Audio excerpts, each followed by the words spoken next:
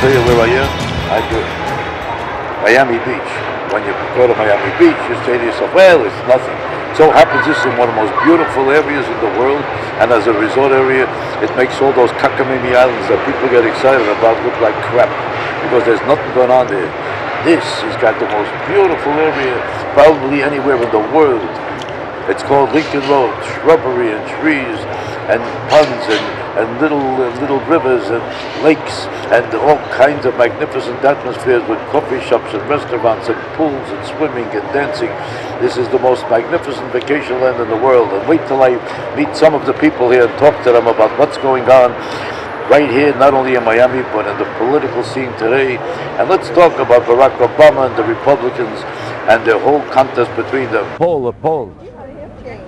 Listen, yes, how do you do? Listen. I'm in Australia. Please come visit us. Oh, thank you. I played in Australia some years ago. You can't vote in this country, could you? You're not a citizen, are you? No. Okay. We have to take a poll. So you want to answer a couple of questions? No problem. Hello. This is going to be about politics. Hello, what's your name, please? My name's Eric. Eric, what do you do for a living? I work for a non-profit organization, the Fund for Public Interest. So who did you vote for in this election? Obama.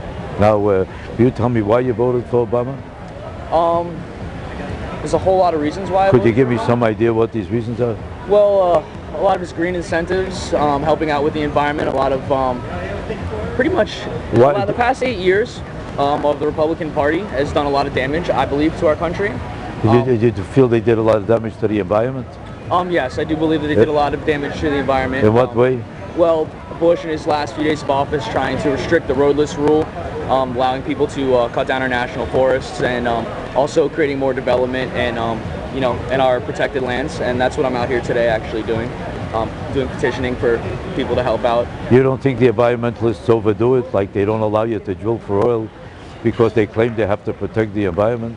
And then they find out that if you drill for oil, it's only in an area that's a tiny area like in Alaska, just for a few blocks out of thousands and thousands of miles of territory. If you drill for oil there, all of a sudden you could enrich the productivity of oil all over America, and people could pay half as much for a gallon of gas. I totally understand what you're saying. And you don't think to be able, for the whole population, for the working people, to be able to pay half as much for a gallon of gas as much as they, is more important than whether we screw up a block and a half of land, which is not going to screw up the land. It just makes noise where they might disturb a caribou or a bird. Okay, but how about this? We do have the technology to reduce our oil dependency by 50%, so why don't we just take our thoughts and our efforts and our technology? But that'll take a long time to develop. Meanwhile, this could come out in 2 or 3 years. It would also create a lot of green jobs. It would also create a lot more jobs. Yeah, well, we could do that too. Who says we shouldn't do that? Does that mean we shouldn't do this?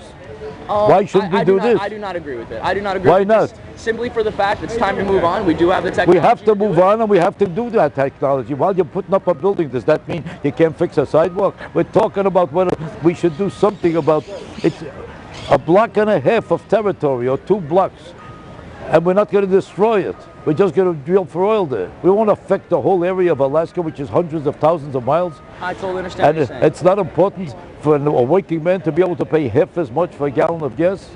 Well, you talk about, I mean, a working man paying half as much for a gallon of gas, but I mean, if you take a look around here, just people live beyond their means, and that's the truth. Yeah, but you don't care about the poor people, the working person? I am the working person. So you mean to tell me if you could save pay half the price for a gallon of gas, it's not important? We need to invest in mass transit. I told you could invest in mass transit too. What does one thing got to do with the other? Because you have one or the other. If we build schools, does that mean we don't build roads? You were trying to tell me if we do one, we can't do the other? No, I see what you're saying. No, you're saying we can do both?